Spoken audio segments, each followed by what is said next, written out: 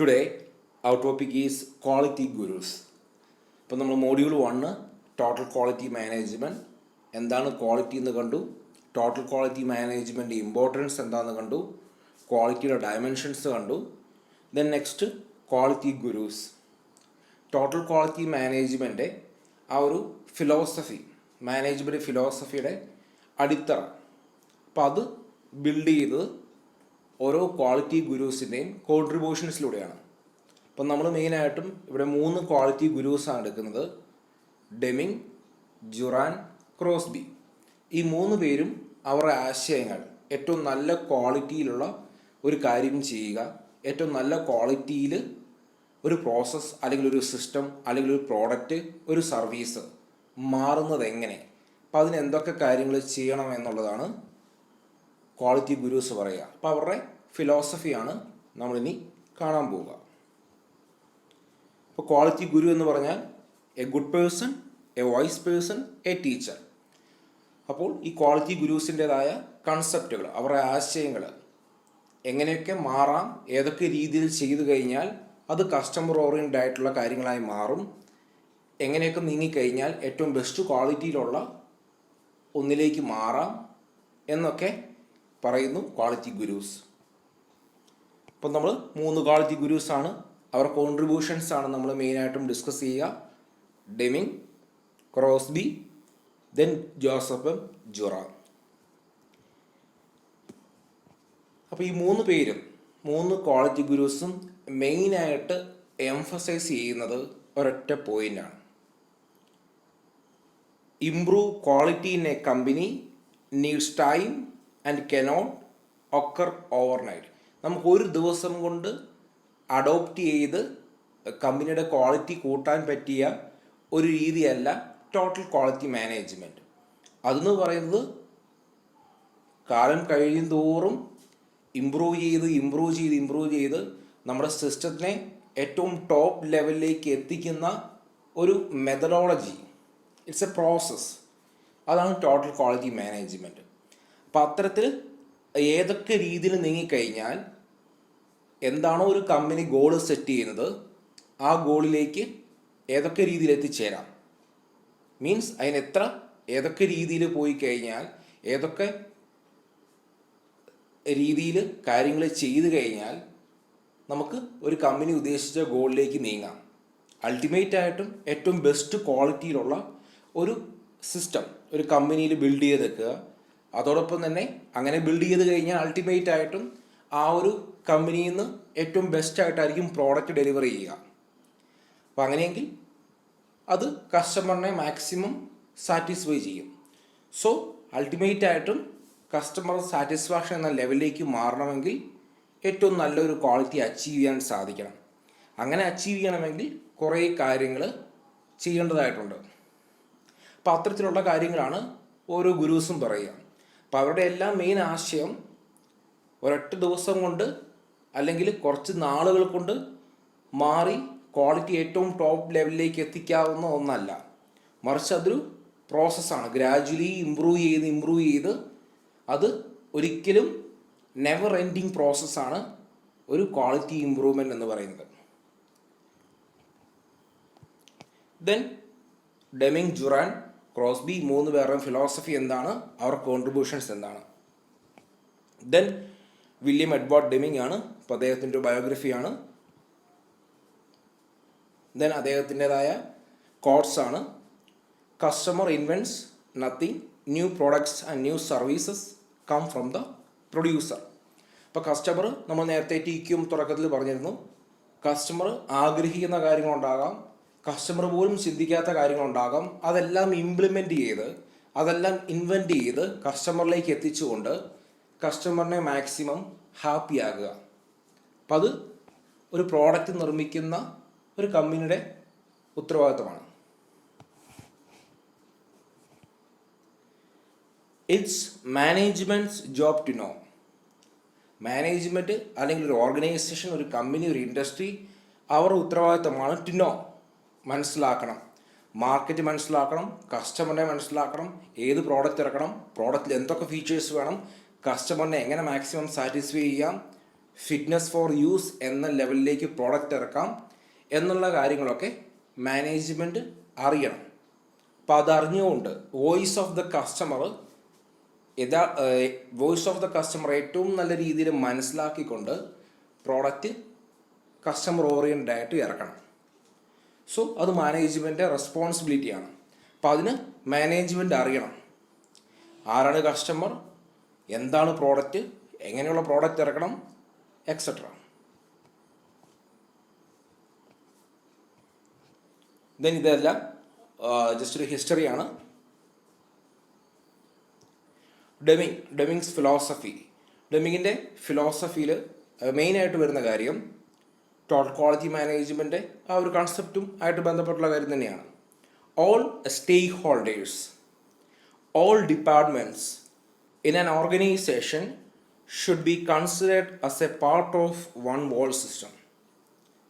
Then everyone should work together towards a common goal to optimize the performance. അപ്പോൾ ഒരു company അല്ലെങ്കിൽ ഒരു organisation അവിടെയുള്ള എല്ലാ ഡിപ്പാർട്ട്മെൻറ്റ്സും അപ്പോൾ അവരുടെ ഒരു എയിം അവരെല്ലാം ഒരൊറ്റ സിസ്റ്റം ഒരൊറ്റ പാക്കായിട്ട് വർക്ക് ചെയ്യണം. For what? Towards a common goal. ആ ഒരു ഓർഗനൈസേഷൻ സെറ്റ് ചെയ്യുന്ന ഗോൾ എന്താണ്? അത് ഏറ്റവും ബെസ്റ്റ് ലെവലുള്ള ക്വാളിറ്റി മെയിൻറ്റെയിൻ ചെയ്യുക, ഏറ്റവും ബെസ്റ്റ് ക്വാളിറ്റിയിലുള്ള പ്രോഡക്റ്റ് ഡെലിവറി ചെയ്യുക എന്നൊക്കെ ആയിരിക്കും. അപ്പോൾ അത് ആ ഗോൾ എന്താണോ അല്ലെങ്കിൽ ആ ഒരു കമ്പനിയുടെ വിഷൻ എന്താണോ അപ്പോൾ ആ ഒരു വിഷനിലേക്ക് മാക്സിമം എത്തിച്ചേരുന്ന ലെവലിൽ കാര്യങ്ങൾ പോവുക. Work together towards a common goal. Then ഡെമിങ്ങിൻ്റെ ഫിലോസഫിയിൽ വരുന്ന മെയിൻ ആയിട്ടുള്ള ഒരു ആശയമാണ് understand the psychology of people. അപ്പോൾ ഒരു കമ്പനിയെ അല്ലെങ്കിൽ ഒരു ഓർഗനൈസേഷനെ സംബന്ധിച്ച് ഇൻറ്റേർണലായിട്ടും എക്സ്റ്റേണലായിട്ടും പീപ്പിളുണ്ട്. ഇൻറ്റേർണൽ എന്ന് പറയുമ്പം എംപ്ലോയീസ് ഉണ്ടാകും, സൂപ്പർവൈസേഴ്സ് ഉണ്ടാകും, മാനേജേഴ്സ് ഉണ്ടാകും. എക്സ്റ്റേണൽ എന്ന് പറയുമ്പോൾ അത് കസ്റ്റമറാണ്. അപ്പോൾ ഈ രണ്ട് പേരെയും മനസ്സിലാക്കുക, അവരുടെ സൈക്കോളജി മനസ്സിലാക്കുക. എംപ്ലോയീസിനെ സംബന്ധിച്ച് അവർക്ക് വർക്ക് ചെയ്യണമെങ്കിൽ അവർക്ക് വേണ്ട മോട്ടിവേഷൻ, എംപവർമെൻറ്റ്, അതുപോലെ തന്നെ എംപ്ലോയി ഇൻവോൾവ്മെൻറ്റ് തുടങ്ങിയ ഇമ്പോർട്ടൻ്റ് ആയിട്ടുള്ള കാര്യങ്ങളുണ്ട്. അത് ഏറ്റവും നല്ല രീതിയിൽ അവരുടെ സൈക്കോളജി മനസ്സിലാക്കുക. ദെൻ കസ്റ്റമറിനെ സംബന്ധിച്ച് കസ്റ്റമർ എന്തൊക്കെയാണ് ഒരു പ്രോഡക്റ്റിൽ നിന്ന് എക്സ്പെക്റ്റ് ചെയ്യുന്നത്, എന്തൊക്കെ ഫീച്ചേഴ്സാണ് കസ്റ്റമർക്ക് ആവശ്യം എന്നുള്ളത് മനസ്സിലാക്കുക. അപ്പം അത്തരത്തിൽ കസ്റ്റമറുടെ അതുപോലെ തന്നെ എംപ്ലോയീസിൻ്റെയും സൈക്കോളജി നന്നായിട്ട് മനസ്സിലാക്കിയാൽ മാത്രമേ അതനുസരിച്ച് ഉള്ള കാര്യങ്ങൾ ഉള്ള രീതിയിൽ മാനേജ്മെൻറ്റ് ചെയ്യാൻ പറ്റും.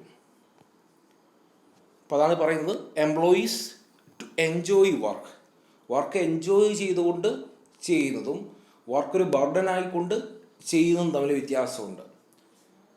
വർക്ക് എൻജോയ് ചെയ്യുമ്പോൾ മാക്സിമം പ്രൊഡക്ടിവിറ്റിയിൽ മാക്സിമം എഫിഷ്യൻ്റായിട്ട് ഡെലിവർ ചെയ്യാൻ സാധിക്കും. സോ ആ രീതിയിൽ എംപ്ലോയിനെ വർക്ക് ചെയ്യുന്ന ലെവലിലേക്ക് മോട്ടിവേറ്റ് ചെയ്യാൻ കമ്പനിക്ക് സാധിക്കണം. അപ്പം ഇതെല്ലാം ഡെമിങ്ങിൻ്റെ മെയിൻ ആയിട്ടുള്ള ആശയങ്ങളാണ്.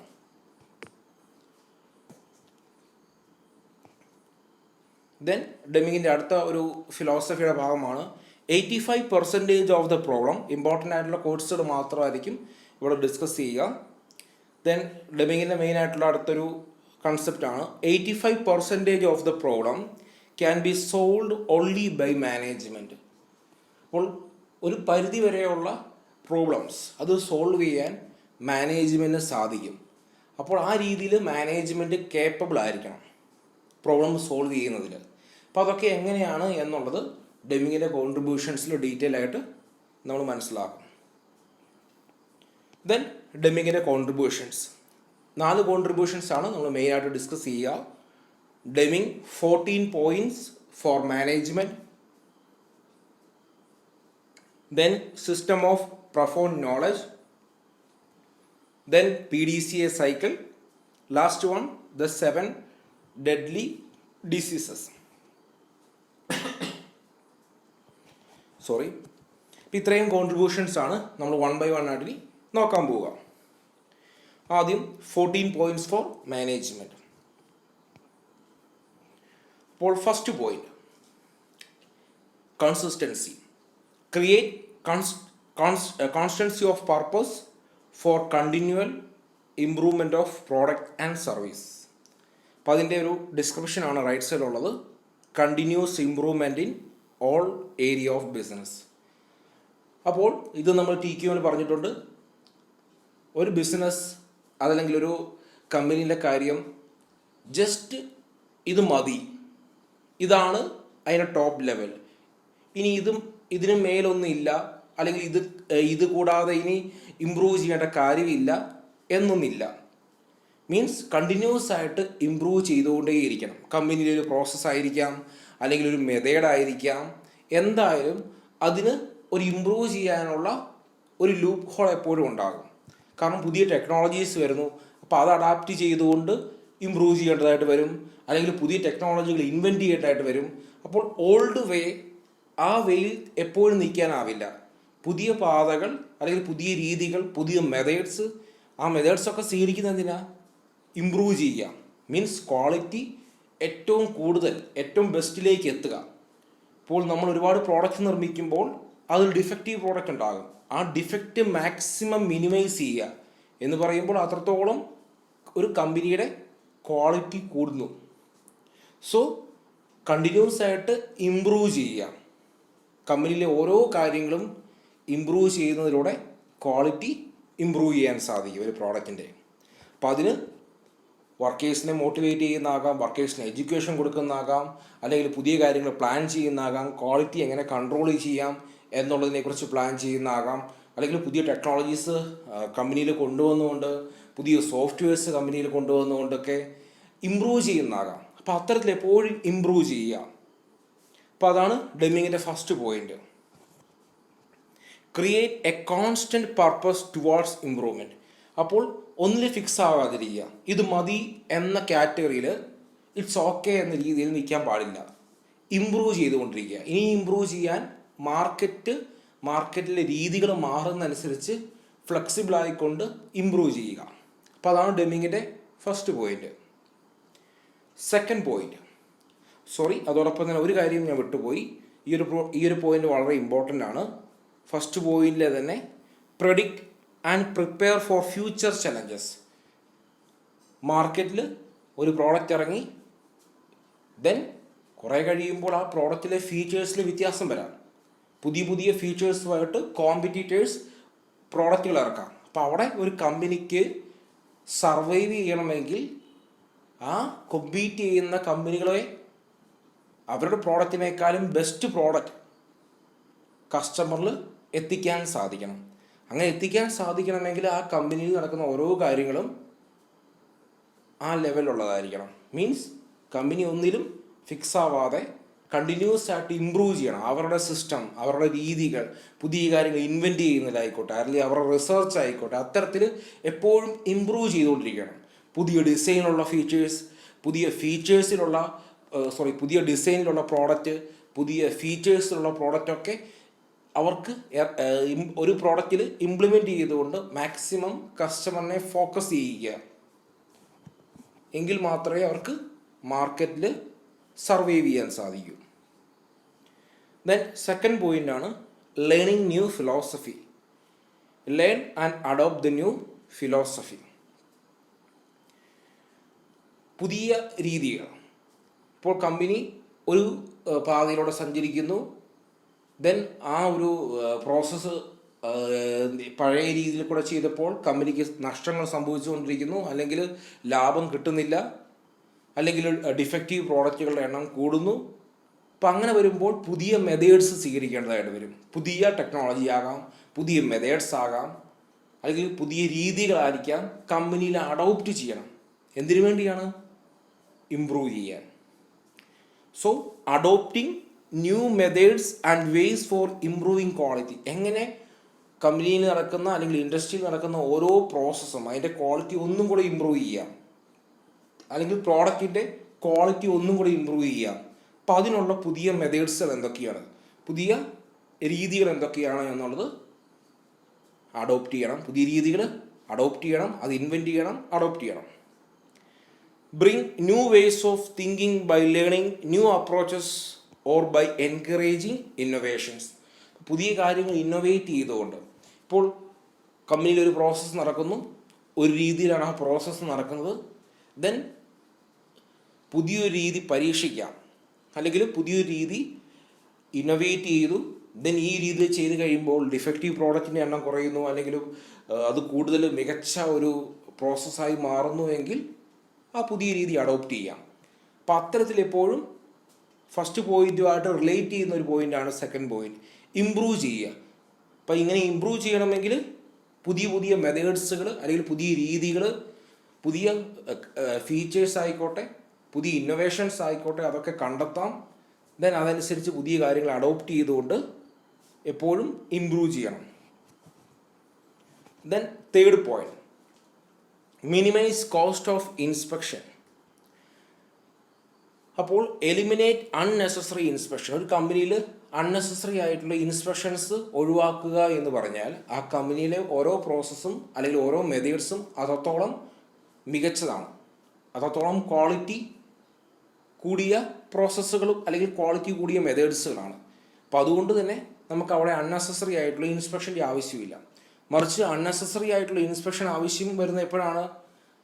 ആ ഒരു ഇൻഡസ്ട്രി അല്ലെങ്കിൽ കമ്പനി അവിടെ നടക്കുന്ന ഓരോ പ്രോസസ്സുകളും ബെസ്റ്റ് അല്ല, അപ്പോൾ അതുകൊണ്ട് തന്നെ എററിനുള്ള സാധ്യത വളരെ കൂടുതലാണ് എങ്കിൽ അവിടെ റെഗുലർ ആയിട്ടുള്ള ഇൻസ്പെക്ഷൻ്റെ ആവശ്യം വരും. അപ്പോൾ അത്തരത്തിലുള്ള ഒരു ഇൻസ്പെക്ഷൻ, അൺനെസസറി ആയിട്ടുള്ള ഇൻസ്പെക്ഷൻ എന്ത് ചെയ്യുന്നു? Non value added cost, means നമുക്കത് ആവശ്യമില്ലാത്ത ഒന്നാണ്. അപ്പോൾ അത് നമ്മുടെ കോസ്റ്റ് കൂട്ടുന്നതിന് കാരണമാകുന്നു. സോ അത്തരത്തിൽ അൺനെസസറി ആയിട്ടുള്ള ഇൻസ്പെക്ഷൻ ഒഴിവാക്കണം. അപ്പോൾ അങ്ങനെ ഒഴിവാക്കണമെങ്കിൽ എന്ത് ചെയ്യണം? Improve the process which leads to less number of defect. നമ്മുടെ പ്രോസസ്സുകൾ, നമ്മുടെ മെത്തേഡ്സ്, നമ്മൾ ചെയ്തുകൊണ്ടിരിക്കുന്ന രീതികളെല്ലാം ഇംപ്രൂവ് ചെയ്യണം. ഇംപ്രൂവ് ചെയ്യുമ്പോൾ ഡിഫക്റ്റിനുള്ള സാധ്യത കുറവാണ്. അതാണ് അടുത്ത point, build quality into the process from start to finish. ഒരു പ്രോസസ്സിൻ്റെ സ്റ്റാർട്ട് മുതൽ എൻഡ് വരെ എല്ലാ കാര്യങ്ങളും, അല്ലെങ്കിൽ ഒരു റോ മെറ്റീരിയൽ മുതൽ ഒരു ഫൈനലായിട്ടുള്ള പ്രോഡക്റ്റിലേക്ക് എത്തുന്ന ആ എല്ലാ പാത്തിലും ക്വാളിറ്റി ഏറ്റവും ബെസ്റ്റ് രീതിയിൽ ഇംപ്ലിമെൻറ്റ് ചെയ്യാൻ സാധിച്ചാൽ അവിടെ അൺനെസസറി ആയിട്ടുള്ള ഇൻസ്പെക്ഷൻസ് ഒഴിവാക്കാം.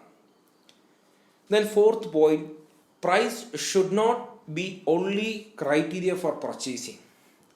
അപ്പോൾ ഒരു നല്ല പ്രോഡക്റ്റ് ഡെലിവറി ചെയ്യണമെങ്കിൽ നല്ല റോ മെറ്റീരിയൽ ഉണ്ടെങ്കിൽ നല്ല പ്രോഡക്റ്റിലേക്ക് എത്തിച്ചേരാൻ പറ്റും, ഫിനിഷ്ഡ് ആയിട്ടുള്ളൊരു പ്രോഡക്റ്റിലേക്ക് എത്തിച്ചേരാൻ പറ്റും. അപ്പോൾ അതുകൊണ്ട് തന്നെ പ്രൈസിൻ്റെ ബേസിൽ മാത്രം നമ്മൾ പർച്ചേസ് ചെയ്യരുത് റോ മെറ്റീരിയൽസ്. വളരെ ലോ ക്വാളിറ്റി ഉള്ള റോ മെറ്റീരിയൽസാണ് പർച്ചേസ് ചെയ്യുന്നതെങ്കിൽ അവിടെ ഫിനിഷ്ഡ് ആയിട്ട് വരുന്ന പ്രോഡക്റ്റും ലോ ക്വാളിറ്റി ഉള്ളതായിരിക്കും. അപ്പോൾ അത്തരത്തിൽ ജസ്റ്റ് പ്രൈസിനെ ബേസ് ചെയ്തുകൊണ്ട് മാത്രം പർച്ചേസ് ചെയ്യരുത്, മറിച്ച് ക്വാളിറ്റിയുള്ള റോ മെറ്റീരിയൽസ് പർച്ചേസ് ചെയ്തുകൊണ്ട് ക്വാളിറ്റിയുള്ള പ്രോഡക്റ്റ് ഔട്ട്പുട്ടായിട്ട് കസ്റ്റമറിലേക്ക് എത്തിച്ചുകൊണ്ട് കസ്റ്റമറിനെ ഹാപ്പിയാക്കുക. Ensure that suppliers meet your quality standards. ഒരു കമ്പനിക്ക്, ഒരു ഇൻഡസ്ട്രിക്ക് സപ്ലൈ ചെയ്യുന്ന ആ സപ്ലയേഴ്സ് അവരെന്താണോ റോ മെറ്റീരിയൽസ് സപ്ലൈ ചെയ്യുന്നത് അത് ആ കമ്പനി എന്താണോ, ഏത് ക്വാളിറ്റിയിലുള്ള പ്രോഡക്റ്റാണോ ഡെലിവറി ചെയ്യാൻ ഉദ്ദേശിക്കുന്നത്, അപ്പം അതിന് ആ റിക്വയർമെൻറ്റ് മീറ്റ് ചെയ്യുന്ന ലെവലിലുള്ള ക്വാളിറ്റിയുള്ള ഒരു റോ മെറ്റീരിയൽ ആയിരിക്കണം സപ്ലയർ സപ്ലൈ ചെയ്യേണ്ടത്. അപ്പോൾ അത് എൻഷുർ ചെയ്യേണ്ട ഉത്തരവാദിത്വം ആ കമ്പനിയുടേതാണ്. മറിച്ച് ലോ ക്വാളിറ്റി ഉള്ള റോ മെറ്റീരിയൽസ് ആണ് പർച്ചേസ് ചെയ്യുന്നത്, അവിടെ പ്രൈസ് കുറവാണ്, ലോ ക്വാളിറ്റി ആയതുകൊണ്ട് പ്രൈസ് കുറവാണ് എന്ന ധാരണയിൽ അത് പർച്ചേസ് ചെയ്താൽ അവിടെ ഫിനിഷ്ഡ് പ്രോഡക്റ്റ് ഡിഫക്റ്റീവായി വരാം, അല്ലെങ്കിൽ ഒരുപാട് ഡിഫക്റ്റീവ് പ്രോഡക്റ്റ് കമ്പനിയിൽ ഉണ്ടാകാം. അതുമാത്രമല്ല ആ പ്രോഡക്റ്റ് ഫിനിഷ്ഡ് പ്രോഡക്റ്റായി മാറുമ്പോൾ അത് കസ്റ്റമറിലേക്ക് എത്തുമ്പോൾ മേ ബി അത് വർക്കിംഗ് കണ്ടീഷൻ ആവത്തില്ല, അല്ലെങ്കിൽ അത് കസ്റ്റമറിനെ സാറ്റിസ്ഫൈ ചെയ്യാത്ത ഒരു ക്വാളിറ്റി ലെവലിലേക്ക് മാറാം. അപ്പോൾ അതുകൊണ്ട് പ്രൈസ് മാത്രം വെച്ചുകൊണ്ട് ഒരു പ്രോഡക്റ്റ് നിർമ്മിക്കരുത്, മറിച്ച് ഏറ്റവും ബെസ്റ്റ് ക്വാളിറ്റിയിലുള്ള ഒരു പ്രോഡക്റ്റ്, കസ്റ്റമറിനെ മാക്സിമം സാറ്റിസ്ഫൈ ചെയ്യുന്ന ഒരു പ്രോഡക്റ്റ് കസ്റ്റമറിൽ എത്തിക്കാൻ ശ്രമിക്കുക. അപ്പോൾ അൾട്ടിമേറ്റ് ആയിട്ടും കമ്പനിക്ക് പ്രോഫിറ്റ് റിട്ടേൺ ആയിട്ട് വരും. ദെൻ ഫിഫ്ത്ത് പോയിൻ്റ് ആണ് ഡെമിങ്ങിൻ്റെ, ഇംപ്രൂവ് കോൺസ്റ്റൻ്റ്ലി.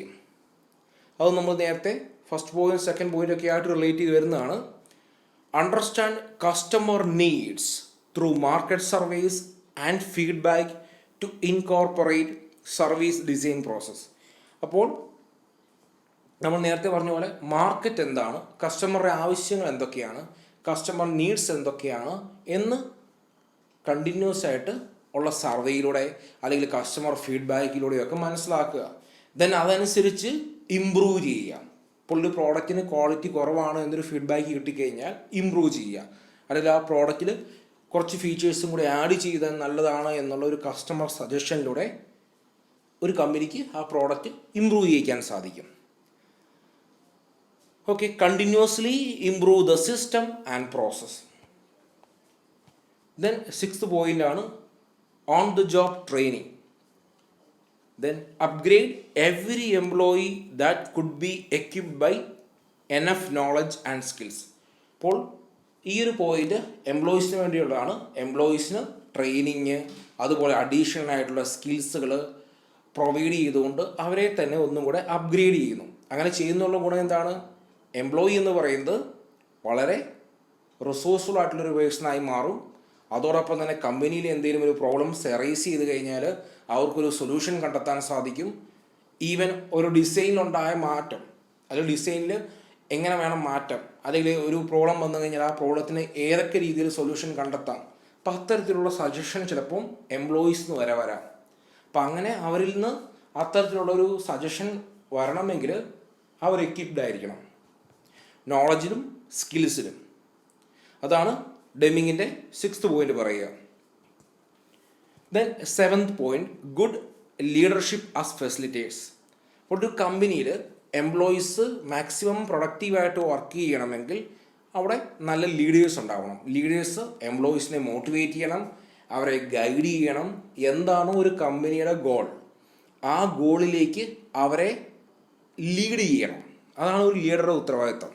അപ്പം അത്തരത്തിൽ ഗുഡ് ലീഡേഴ്സ് ഉണ്ടാവണം. അവരൊരു നല്ല റോൾ മോഡലായി നിന്നുകൊണ്ട് എംപ്ലോയീസിനെ മോട്ടിവേറ്റ് ചെയ്തുകൊണ്ട് അവരെ മാക്സിമം എഫിഷ്യൻ്റായിട്ട് വർക്ക് ചെയ്യിപ്പിച്ചുകൊണ്ട് എന്താണോ കമ്പനിയുടെ ഗോൾ, ആ ഗോളിലേക്ക് അവരെ ലീഡ് ചെയ്യുക. Good leadership and guidance should facilitate workforce to learn by eliminating fear and by encouraging team work. ഇപ്പം നല്ലൊരു ലീഡർ ഉണ്ടെങ്കിൽ അദ്ദേഹം ബാരിയേഴ്സ്, ഒരു എംപ്ലോയിയും അതുപോലെ തന്നെ ഒരു സുപ്പീരിയറും തമ്മിലുള്ള ബാരിയർ അത് മാറ്റും. മറിച്ച് അവർക്ക് എംപ്ലോയീസിന് ഫ്രീ ആയിട്ട് സുപ്പീരിയേഴ്സിനോട് സംസാരിക്കാം, അവരുടെ ആശയങ്ങൾ പങ്കുവെക്കാം, അവരുടെ സജഷൻസ് പങ്കുവെക്കാം. അപ്പോൾ അത്തരത്തിലുള്ളൊരു ഫിയർ ഇല്ലാത്തൊരു സിറ്റുവേഷൻ വന്നു കഴിയുമ്പോൾ അവിടെ എംപ്ലോയീസിന് ഫ്രീ ആയിട്ട് വർക്ക് ചെയ്യാം, അവർ മാക്സിമം എഫിഷ്യൻ്റായിട്ട് വർക്ക് ചെയ്യാൻ സാധിക്കും.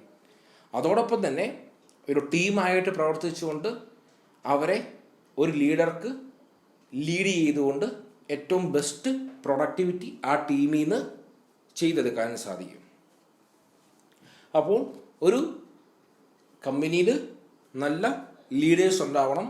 ആ ലീഡേഴ്സ് ആയിരിക്കണം കമ്പനിയുടെ ഗോൾ എന്താണോ ആ ഗോളിലേക്ക് എത്തിച്ചേരുന്നതിന് വേണ്ടി എംപ്ലോയീസിനെ മോട്ടിവേറ്റ് ചെയ്യേണ്ടത്. Then 8th point, drive out fear. അപ്പോൾ ഡെമിങ്ങിൻ്റെ നെക്സ്റ്റ് പോയിന്റ് ആണ് ഫിയർ റിമൂവ് ചെയ്യുക. Encourage workforce to communicate their problems, share new ideas without fear. ഇപ്പോൾ എംപ്ലോയീസ്, അതായത് ലോ ലെവലുള്ള എംപ്ലോയീസ് ഉണ്ടാകും, അവരുടെ സുപ്പീരിയേഴ്സ് ഉണ്ടാകും. അപ്പോൾ അവർ തമ്മിലുള്ള റിലേഷൻ എന്ന് പറയുന്നത് സ്മൂത്ത് ആയിരിക്കണം. മറിച്ച് ഫിയർ, ഒരു പേടിയോടുകൂടി വർക്ക് ചെയ്യുന്ന ഒരവസ്ഥ ഉണ്ടാവരുത്. മറിച്ച് അവർക്ക് അവരുടെ ആശയങ്ങൾ, അവരുടെ വിഷമങ്ങളൊക്കെ ഷെയർ ചെയ്യാൻ പറ്റുന്ന ഒരു അറ്റ്മോസ്ഫിയർ ആയിരിക്കണം ഒരു ഇൻഡസ്ട്രിയിൽ ക്രിയേറ്റ് ചെയ്യേണ്ടത്. അപ്പോൾ അത്തരത്തിലുള്ള ഒരു അറ്റ്മോസ്ഫിയർ ഉണ്ട് എങ്കിൽ എംപ്ലോയീസിന് മാക്സിമം അവർ ചെയ്യുന്ന വർക്കിൽ സാറ്റിസ്ഫാക്ഷൻ കിട്ടും, അവർക്ക് വർക്ക് ചെയ്യാൻ തോന്നും, അവർക്കൊരു മോട്ടിവേഷൻ ആയിരിക്കും അവിടെ വർക്ക് ചെയ്യാൻ. മറിച്ച് അവർ ഒരു ഭയത്തോടെയാണ് വർക്ക് ചെയ്യുന്നത്, അല്ലെങ്കിൽ ഇന്ന സമയത്തിനുള്ളിൽ ഇത് തീർക്കണം, അങ്ങനെയൊക്കെ ഡെഡ് ലൈൻ വെച്ചുകൊണ്ടൊരു അങ്ങനെ വർക്ക് ചെയ്ത് തീർത്തില്ലെങ്കിൽ ജോലി പോകുമെന്നൊക്കെ ഒരു അവസ്ഥയിലുള്ള രീതിയിലാണ് വർക്ക് ചെയ്യുന്നത് എങ്കിൽ അവിടെ എംപ്ലോയീസിന് ഒരു ഫിയർ ഉണ്ടാകും. അവർക്ക് മാക്സിമം അവരുടെ പ്രൊഡക്ടിവിറ്റി ഡെലിവർ ചെയ്യാൻ പറ്റാതെ വരും. അപ്പോൾ അതുകൊണ്ട് ആ ഒരു സിസ്റ്റം മാറ്റിയിട്ട് മറിച്ച് ഫിയർ റിമൂവ് ചെയ്തുകൊണ്ട് ഒരു ഫ്രണ്ട്ലി എന്ന രീതിയിൽ സുപ്പീരിയേഴ്സും അതുപോലെ തന്നെ എംപ്ലോയീസും വർക്ക് ചെയ്യണം. സുപ്പീരിയേഴ്സ് എംപ്ലോയീസിനെ മോട്ടിവേറ്റ് ചെയ്യണം, എൻകറേജ് ചെയ്യണം. അവർ പുതിയ പുതിയ കാര്യങ്ങൾ എംപ്ലോയീസ് തന്നെ ഇൻവെൻറ്റ് ചെയ്യാൻ. കാരണം എംപ്ലോയീസാണ് ഒരു പ്രോഡക്റ്റ് നിർമ്മിക്കുന്നതിനെ ഏറ്റവും സംഭാവന ചെലുത്തുന്ന ആൾക്കാർ. അപ്പം അതുകൊണ്ട് തന്നെ അവർക്ക് ആ പ്രോഡക്റ്റിൽ പുതിയ പുതിയ കാര്യങ്ങൾ ആഡ് ചെയ്യുന്നതിൽ അല്ലെങ്കിൽ ആ പ്രോഡക്റ്റിലുള്ള ന്യൂനതകൾ കണ്ടെത്തുന്നതിനൊക്കെ അവരുടേതായ സജഷൻസ് ഉണ്ടാകും. അപ്പോൾ അത്തരം സജഷൻസ് അല്ലെങ്കിൽ ആ എംപ്ലോയീസിൻ്റെ ഫീഡ്ബാക്ക് ഇതൊക്കെ വെച്ചുകൊണ്ട് ഇമ്പ്രൂവ് ചെയ്യാൻ സാധിക്കും. അപ്പം അങ്ങനെ സാധിക്കണമെങ്കിൽ ഈ ഫിയർ ഉള്ള അന്തരീക്ഷം മാറ്റിയിട്ട് നല്ല ഒരു വർക്ക് കൾച്ചർ അവിടെ ബിൽഡ് ചെയ്യണം എന്നാണ് ഡെമിങ് പറയുക. Feel safe and take a risk. എംപ്ലോയീസിനെ അവർക്ക് ഫ്രീ ആയിട്ട് വർക്ക് ചെയ്യാനും പുതിയ പുതിയ കാര്യങ്ങൾ ഇൻവെൻറ്റ് ചെയ്യുന്ന ലെവലിലേക്ക് അവരെ മാറ്റാനും ആ വർക്ക് കൾച്ചറിന് സാധിക്കണം. Then make workers feel valued and encourage them to look for better ways to do things. എംപ്ലോയീസിനെ അല്ലെങ്കിൽ വർക്കേഴ്സിനെ വാല്യൂ ചെയ്യണം, അവർക്കൊരു വാല്യൂ കൊടുക്കണം. കാരണം അവർ ചെയ്യുന്ന ജോബ് ഏറ്റവും ബെറ്ററാണ്, അവരില്ലെങ്കിൽ ഈ കമ്പനി ഇല്ല എന്ന രീതിയിൽ അവർക്ക് കൊടുക്കുന്ന ഒരു വാല്യൂ കൊടുക്കുന്നു. ദെൻ അതോടൊപ്പം തന്നെ അവരെ മോട്ടിവേറ്റ് ചെയ്യുന്നു പുതിയ കാര്യങ്ങൾ കണ്ടെത്താൻ, പുതിയ രീതികൾ പരീക്ഷിക്കാൻ. അപ്പം അത്തരത്തിൽ അവരെ മോട്ടിവേറ്റ് ചെയ്യുമ്പോൾ അവരുടെ ഭാഗത്തു നിന്നുണ്ടാകുന്ന സജഷൻസ്, അപ്പോൾ അത് ചിലപ്പോൾ പുതിയൊരു പ്രോഡക്റ്റിലേക്ക് എത്താം, അല്ലെങ്കിൽ ഡിസൈനിലെ പുതിയ മാറ്റങ്ങൾ വരുത്താം, പുതിയ ഫീച്ചേഴ്സ് വരുത്തുന്നതിന് കാരണമാകാം. ഇന്ന് ചെയ്തുകൊണ്ടിരിക്കുന്ന രീതിയിൽ ഒരു മാറ്റം വരുത്തി കമ്പനി കൂടുതൽ പ്രൊഡക്ടിവിറ്റി നേടുന്ന ഒരു സിറ്റുവേഷനിലേക്ക് മാറാം. ഇതൊക്കെ സാധിക്കണമെങ്കിൽ ഈ ഫിയറിനെ റിമൂവ് ചെയ്യണം എന്നാണ് ഡെമിങ് പറയുന്നത്. Then 9th point, remove functional xylose. ഒരു ഓർഗനൈസേഷൻ എടുത്താൽ ഒരുപാട് ഡിപ്പാർട്ട്മെൻറ്റ്സ് ഉണ്ടാകും. അപ്പോൾ ഓരോ ഡിപ്പാർട്ട്മെൻറ്റും തമ്മിലുള്ള ബാരിയർ അത് റിമൂവ് ചെയ്തുകൊണ്ട് എല്ലാ ഡിപ്പാർട്ട്മെൻറ്റും ഒരുമിച്ച് ഏറ്റവും ബെസ്റ്റ് ക്വാളിറ്റിയിൽ ഉള്ള ഒരു പ്രോഡക്റ്റ് ഡെലിവറി ചെയ്യുന്നതിലേക്ക് ഒരു സിസ്റ്റമായിട്ട് വർക്ക് ചെയ്യുക എന്നാണ് ഡെമിങ് പറയുക. Remove barriers between individuals and between departments. ഡിപ്പാർട്ട്മെൻറ്റുകൾ തമ്മിലുള്ള ബാരിയേഴ്സ്, അതുപോലെ തന്നെ ഇൻഡിവിജ്വൽസ് തമ്മിലുള്ള ബാരിയേഴ്സ്. ഒരു കമ്പനിയിലെ 2 ഡിപ്പാർട്ട്മെൻറ്റ് തമ്മിൽ യൂണിറ്റി ഇല്ലാതെ അല്ലെങ്കിൽ 2 വ്യക്തികൾ തമ്മിൽ യൂണിറ്റി ഇല്ലാതെ വർക്ക് ചെയ്യുന്ന ഒരു സിറ്റുവേഷൻ മാറ്റിയിട്ട് എല്ലാവരും ഒരൊറ്റ സിസ്റ്റത്തിലെ പാർട്ടാണ്, ഒരു കോമൺ ഗോളാണ് എല്ലാവർക്കും എന്ന രീതിയിൽ വേണം വർക്ക് ചെയ്യാൻ. Encourage team work. ടീമായിട്ട് വർക്ക് ചെയ്യുന്നു. എന്തിനു വേണ്ടി? For a common goal of meeting customer needs and improving process performance. അപ്പോൾ people in research, design, sales and production must work as a team. ഒരു കമ്പനിയിലെ പല ഡിപ്പാർട്ട്മെൻറ്റ് അവരെല്ലാം ഒരൊറ്റ ടീമായിട്ട് വർക്ക് ചെയ്യുന്നു. എന്തിനു വേണ്ടി? അൾട്ടിമേറ്റ് ആയിട്ടും കസ്റ്റമർ സാറ്റിസ്ഫാക്ഷൻ എന്ന ഒന്നിലേക്ക് എത്താൻ, അല്ലെങ്കിൽ കസ്റ്റമറിനെ മാക്സിമം ഹാപ്പി ആക്കുന്ന ഒരു പ്രോഡക്റ്റ് കസ്റ്റമറിലേക്ക് എത്തിക്കാൻ വേണ്ടി ഒരു ടീമായിട്ട് വർക്ക് ചെയ്യുന്നു. ദെൻ ഡെമിങ്ങിൻ്റെ അടുത്തൊരു ആശയമാണ് എലിമിനേറ്റ് എക്സ്പെക്ടേഷൻസ്. അപ്പോൾ ഒരു കമ്പനിയിൽ വർക്ക് ചെയ്യുന്ന എംപ്ലോയീസ് അവർക്ക് വ്യക്തമായൊരു ധാരണ ഉണ്ടാകണം. എന്താണ് കമ്പനിയുടെ ആശയം, എന്താണ് കമ്പനിയുടെ ഗോൾ, എന്തിനു വേണ്ടിയാണ് നമ്മൾ വർക്ക് ചെയ്യുന്നത്. Let people know exactly what company want. അപ്പോൾ ഓരോ എംപ്ലോയീസിനും അറിഞ്ഞിരിക്കണം എന്താണ് കമ്പനിയുടെ ലക്ഷ്യം, കമ്പനിയുടെ ഗോൾ എന്താണ്, കമ്പനിയുടെ വിഷൻ എന്താണ്, കമ്പനി എന്തിലേക്കാണ് പോകുന്നത്, ഏറ്റവും ബെസ്റ്റ് ക്വാളിറ്റി ഉള്ള ഒരു പ്രോഡക്റ്റാണ് കമ്പനി നിർമ്മിക്കേണ്ടത്. അങ്ങനെ അവരിൽ ഒരു സെൽഫായിട്ടുള്ള ഒരു അവബോധം ഉണ്ടാക്കിയെടുത്തിരിക്കണം. അങ്ങനെ സാധിച്ചില്ലെങ്കിൽ അവിടെ slogans, posters may cause resentment to employees. Then അനാവശ്യമായ ഒരു സ്ലോഗൻ, അതുപോലെ തന്നെ വർക്ക് ഫോഴ്സുകൾ തമ്മിലുള്ള ഒരു പൊരുത്തക്കേടുകൾ അവിടെ ഉണ്ടാകും. അപ്പം അത്തരത്തിൽ ഉണ്ടാകാതെ ഓരോ എംപ്ലോയീസിനെയും മനസ്സിലാക്കുക എന്താണ് കമ്പനിയുടെ ലക്ഷ്യം, എന്തിനു വേണ്ടിയാണ് കമ്പനി വർക്ക് ചെയ്യുന്നത്, എന്താണ് കമ്പനിയുടെ ഗോള് എന്നുള്ളത് ക്ലിയർ ആക്കി ഓരോ എംപ്ലോയീസിനും കൊടുക്കുക. ദെൻ 11th പോയിന്റ് ആണ് എലിമിനേറ്റ് ന്യൂമറിക്കൽ ടാർഗറ്റ്. അപ്പോൾ ഒരു ഇൻഡസ്ട്രി മാക്സിമം ക്വാളിറ്റിക്ക് വേണ്ടി വർക്ക് ചെയ്യുമ്പോൾ അവർ ന്യൂമറിക്കൽ ടാർഗറ്റിൽ ഫോക്കസ് ചെയ്തുകൊണ്ടാവരുത് വർക്ക് ചെയ്യാൻ. Means look at how the process is carried out, not just numerical number. എത്ര പ്രോഫിറ്റ് കിട്ടി എന്നുള്ളതിനെ വെച്ചുകൊണ്ടാവരുത്, അല്ലെങ്കിൽ ഇത്ര സമയം കൊണ്ട് ഇത്ര തീർക്കണം എന്നുള്ള ഒരു ന്യൂമറിക്കൽ ബേസ്ഡ് ആയിട്ടുള്ളൊരു അപ്രോച്ച് ആവരുത്. എത്ര ക്വാളിറ്റിയിലാണ് ഓരോ സിസ്റ്റവും ഓരോ പ്രോസസ്സും നടക്കുന്നത്, എത്ര ക്വാളിറ്റിയുള്ള പ്രോഡക്റ്റാണ് ഡെലിവർ ചെയ്യുന്നത്, ഓരോ പ്രോസസ്സും ഏറ്റവും ബെസ്റ്റ് രീതിയിൽ കമ്പനി ഉദ്ദേശിക്കുന്ന ലെവലിലാണോ നടക്കുന്നത് എന്നുള്ളതാണ് ചെക്ക് ചെയ്യേണ്ടത്. Focus on quality rather than quantity. Quantity അല്ല വേണ്ടത്, എത്ര ക്വാണ്ടിറ്റിയിലാണ് പ്രോഡക്റ്റ് ഇറങ്ങുന്നത്, ഇന്ന് ഇത്രയും പ്രോഡക്റ്റ് ഇറങ്ങിയോ, നാളെ ഇത്രയും പ്രോഡക്റ്റ് ഇറങ്ങിയോ, അതല്ല അവിടെ മാറ്ററായിട്ട് എടുക്കേണ്ടത്. മറിച്ച് ഏറ്റവും ബെസ്റ്റ് ക്വാളിറ്റിയിലാണോ ഓരോ കാര്യങ്ങളും നടക്കുന്നത് എന്ന് ആണ് ചെക്ക് ചെയ്യേണ്ടത്. Then 12th point pride in workmanship. അപ്പോൾ എൻകറേജ് എംപവർമെൻറ്റ്. എംപ്ലോയീസിന് തന്നെ അവർക്ക് അവരുടെ വർക്കിൽ ഒരു പ്രൈഡ് കൊടുക്കുന്നു, അല്ലെങ്കിൽ അവരെ തന്നെ ഒന്ന് എൻകറേജ് ചെയ്യുന്നു. സെൽഫായിട്ട് അവർക്ക് റിവാർഡ് അല്ലെങ്കിൽ അവരുടെ വർക്കിൽ റെക്കഗ്നേഷൻ കൊടുക്കുന്നു. അപ്പോൾ അത്തരത്തിൽ ഒരു എംപവർ ചെയ്യുന്നു, എംപ്ലോയീസിനെ തന്നെ അവരെ എംപവർ ചെയ്തെടുക്കുന്നു. Allow everyone to take pride in their work without being rated or compared. ഓരോ എംപ്ലോയീസിനെയും അവർ ചെയ്ത വർക്കിൽ അവർക്ക് ഒരു അപ്രീസിയേഷൻ കൊടുക്കുന്നു, റിവാർഡ് കൊടുക്കുന്നു. ആ വർക്ക് എത്രത്തോളമാണ് അവർ ചെയ്തതെന്ന് റെക്കഗ്നൈസ് ചെയ്യുന്നു. മറിച്ച് അവിടെ ഒരു കമ്പാരിസൺ, റേറ്റിംഗ്, ഓരോ എംപ്ലോയീസിനെയും റേറ്റ് ചെയ്യാതെ അവർ ചെയ്ത വർക്കിൽ അവർക്ക് ഒരു പ്രൈഡ് കൊടുത്തുകൊണ്ട് മാക്സിമം അവരെ എംപവർ ചെയ്ത് കൂടുതൽ പ്രൊഡക്റ്റീവായിട്ട് മാറാനുള്ള രീതിയിലേക്ക് എത്തിക്കുക. ദെൻ 13th പോയിന്റ് ആണ് പ്രൊവൈഡ് എഡ്യൂക്കേഷൻ. എംപ്ലോയീസ് എഡ്യൂക്കേറ്റഡ് ആയിരിക്കണം. അവർക്ക് വേണ്ട നോളജ് അത് അക്വയർ ചെയ്യാനുള്ള ഒരു പ്രൊവിഷൻ ഉണ്ടായിരിക്കണം.